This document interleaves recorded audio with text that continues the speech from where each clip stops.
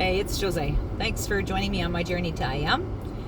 To those of you who have been here before, welcome back. And to those who are new, I was a convert Jehovah Witness child from the time I was 5 until I was 19 when I left the religion. My mom's still a Jehovah Witness. None of my brothers are. But today I want to talk about religion. I want to talk about people that are in it, people that aren't in it, their views of spirituality, not just people in general, but the people that affected me when I was younger. So first, I want to talk about my best friend Kim. Now, I did get permission to share this story. So when I met Kim, I was about 18. And it's funny because I used to date this guy, Rich, when I was 18. And I met this girl, Kim, through him. And the person that was introducing me said, told her that I was weird. And she goes, cool.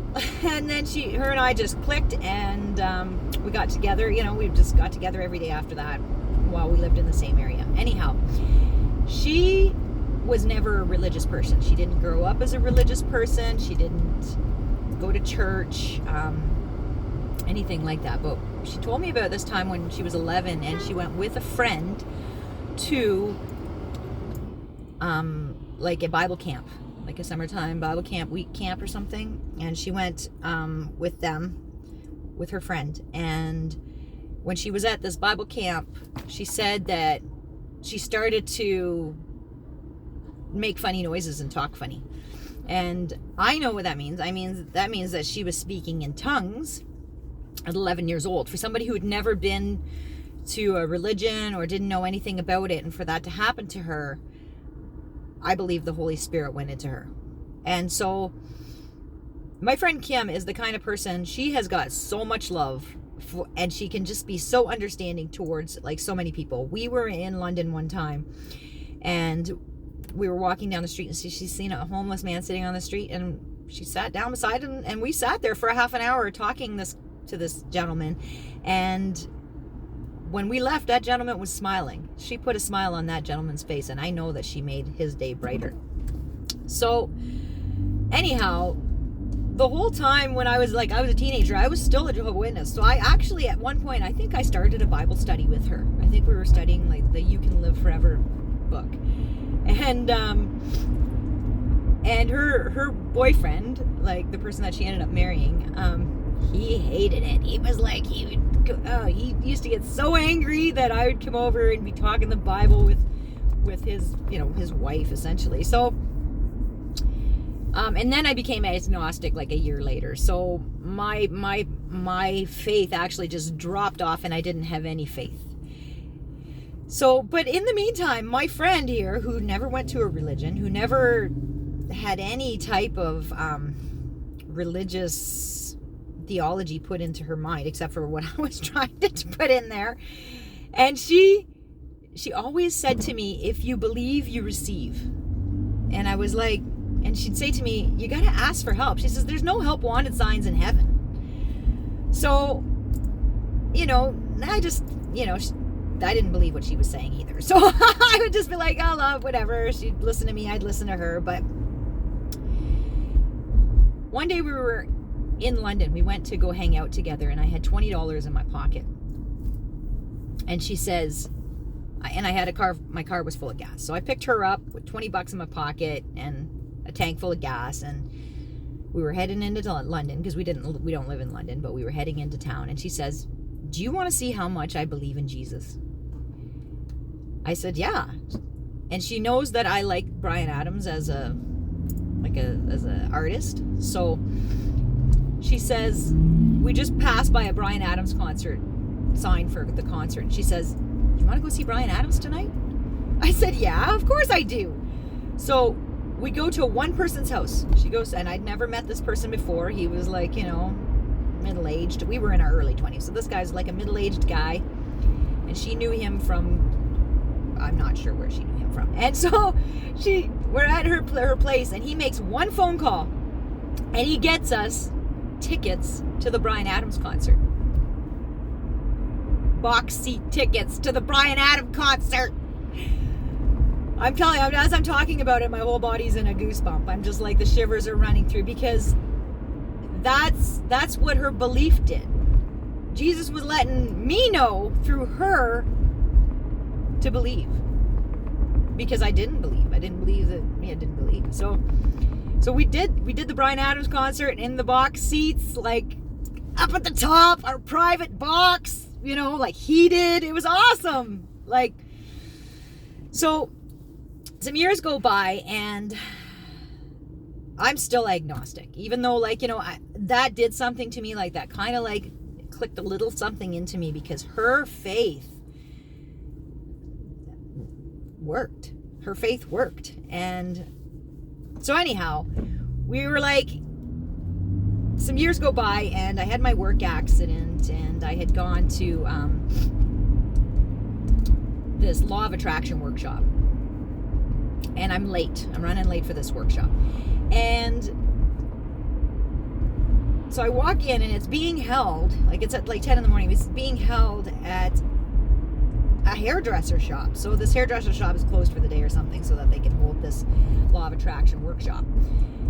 And I come in and I'm listening to the workshop, and then she says, here, fill this out. She gives me a little ballot and she says, fill it out. She says, you can win something off this table. And I look over at the table and I'm like, oh, I like that mug. It said law of attraction on it. It was just a white mug. And I says, I'm going to win that mug. I'm winning that mug. That's my mug.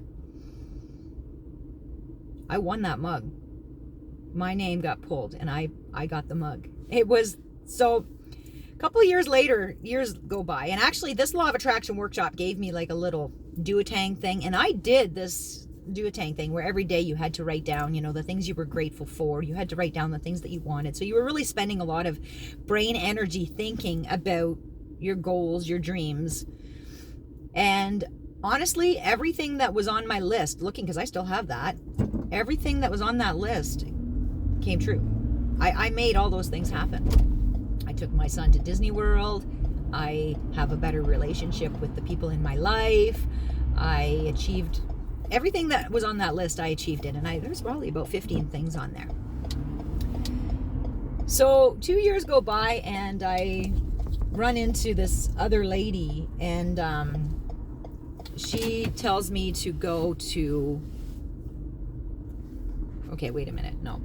A couple of years goes by and I'm on my way to holidays. I'm going to Mexico, I believe it was. I think I was going to Mexico on a holiday. And I like to get a wax job before I go on holidays, like full wax, right? Because I don't want to do my legs. I don't want to do my pits. I don't want to do my bikini area. I get it done, and then I don't have to worry about shaving and stuff like that. So I had actually made an appointment months before to go, like a couple months, to go to this wax bar. And when I get there, they're closed. There's nobody there. And I'm thinking, oh my God, like my appointment, these people should have been here at least a half an hour ahead of time to get the wax heated up. Like, so I'm leaving in 2 days and 3 days. And I'm like, I start like going through the phone book, because I think it was like a Saturday. So not everybody's open on a Saturday. And so I get going and I'm like, I found somebody. And wasn't it at the same hairdresser shop that the law of attraction workshop was at? So I go there and we get talking, and I says, oh, I've been here before. I says, I did a law of attraction workshop. So we start talking about energy, and next thing you know, she's telling me about that lady, and she's having another workshop, like, 2 or 3 weeks later, and it's about energy, and I said, oh, okay, I'm coming. So I booked up, I bought 2 tickets for me and my friend Kim, and we show up. You could tell we were kind of like add-ons, because there was 3 rows of 5, and then there was 2 chairs at the back. And so me and her are sitting in these 2 chairs, and the lady's name, and it's funny because her name is Jose. My name is Jose. Her name is Jose, the lady who was doing the law of attraction workshop and this workshop today. Except her name is only spelled with 1 E instead of 2. So, because she's from she's Dutch and I'm French. So, so she starts to give a talk, and she's at the top, at the front talking, and around her head is a halo. It was like this beam of light that was just like this, and I'm I started rubbing my eyes, and I took my glasses off. I cleaned my glasses thinking maybe, okay, like maybe they're smudged or something, put them back on, and I'm like, what the heck is happening here? I started to break out into sweat. So I'm like, I had an infinity scarf. I'm taking my infinity scarf off because I'm thinking, what is happening here? It's finally like 5 minutes into her talk. I just raised my hand. I'm like, my hand is up. Like I can't do it right now. My hand is full up. And she's like, yes, do you have a question? I says, did you know you have an aura? She looks at me and she says, did you know you have an aura? And she looks out at the other people and she says, does anybody else see my aura?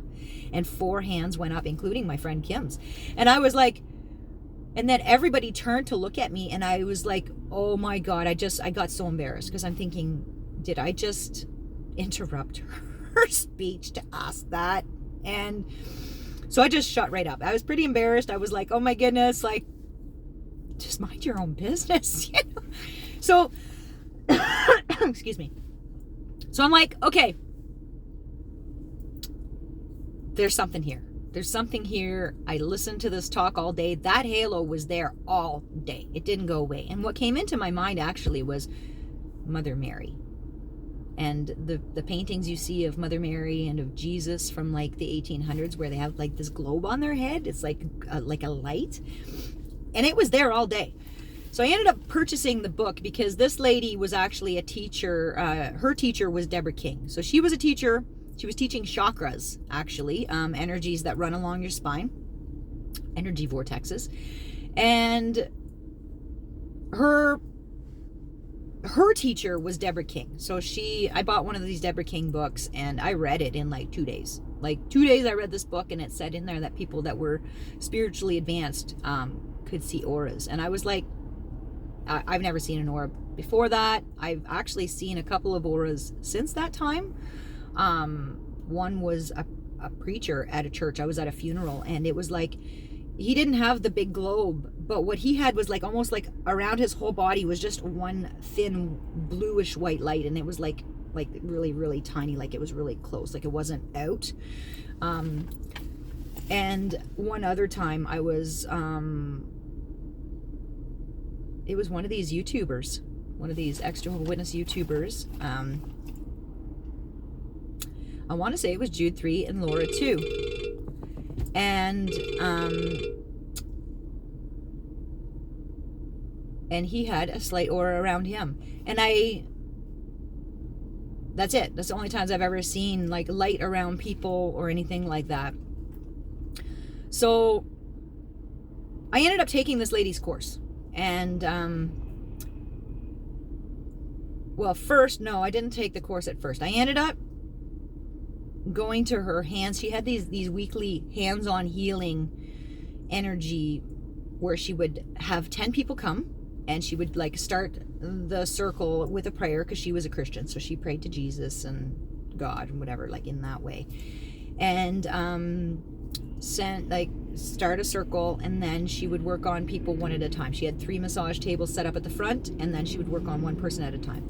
The first time I went, I waited till about the 8th person to go. Normally, I'll be the guinea pig. Normally, I'll be the first one in there. Yeah, we can use me for the example.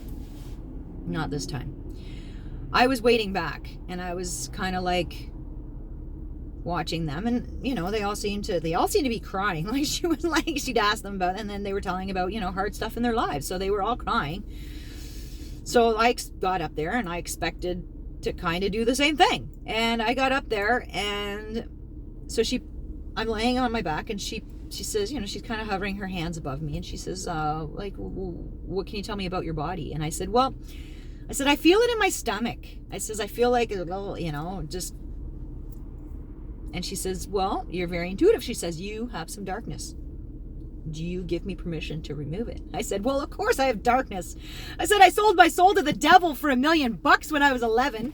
I said, if I would have known, I would have said $1 billion. And she's like, well, do you give me permission? I said yes. Okay, so she puts one hand underneath my back and she puts one hand to hover above. And all of a sudden, my body starts to convulse. I'm on the table and I'm doing this. I'm like, what the heck is happening here? None of these other people's was convulsing on the table. And I convulsed for, I'm no joke, no word of a lie. I was on that table for a good 15 minutes. And then she says, would you please stand up? She says, do you have enough energy to stand up? So I stood up and she was like, kind of like waving her arms around me and like, and then it was over and I was like, I sat back down and I was so embarrassed. I'm thinking, oh my God, these people are going to think I'm a drama queen, like for real. Like, and so I'm just kind of like, I'm at my seat and I'm like, I've got my hands over my head because I'm embarrassed. And this other lady, she was probably in her mid 50s, comes over to me and she says, it's okay. The first time I came here, that happened to me too. So I went back a bunch of times. It happened to me 2 more times. Like the next 2 times that I went, I was still like, I think she was just processing pent up energy that was in my system. Like it was stuck in my system from trauma, from, other stuff. I'm not sure, but that made me decide to take her course. I am the type of person, I need some proof. I need some physical proof of something. And that was physical proof to me. So I took this course. I took the 7-night course, 7 chakras. And now that's something. And I think that's where I'm really going to leave it at that. I don't know if anybody's out there. Is anybody else interested in energy healing? That type of stuff. Have you had any experiences with energy healing? I did have another experience a few years before where I went to see a Reiki person. I had actually quit smoking marijuana for a little while, and I went to see this Reiki person, and she had put her, because with chakras you start at the feet and you work your way up. With Reiki you start at the head and you work your way down. But essentially all of these are all energy balancing type healing modalities. They're all the same, even though they're different. And so she had put her hands on my ears, and it felt like, I thought I had a steam whistle coming out my ears. It was like I could actually feel something coming out of my ears. And she left her hands there for a good 20 minutes. She was like, I don't normally leave my hands in one space. Like after she said this to me, I don't normally, but she says, but something told me to just keep my hands there. And I told her, well, it was like a tea kettle going off. And so over time, all of these proofs, because I need some proof. I'm not just going to believe something just because I see it or I read it. I need something. I need to actually like feel it. So this is what I'm doing now. So I'm heading into like the energy healing. I've actually been, I've studied it a while back. I've done it on people. I don't want to do it as like a business. I don't want to be monetarily gaining. I want to just help people. So I have these available to me, and when I'm out and about and I see somebody who's in need of help, I can help them. And I have. So thanks for joining me on my journey to I Am, and I hope you find my story interesting. I surely find it interesting looking back and see all the correlations that happened in my life that get me to where I am to today. So love to hear from you. Love to hear if you have had any experiences like that. And as always, I hope you learned something new today, and I love you because I love me. Thank you. Bye.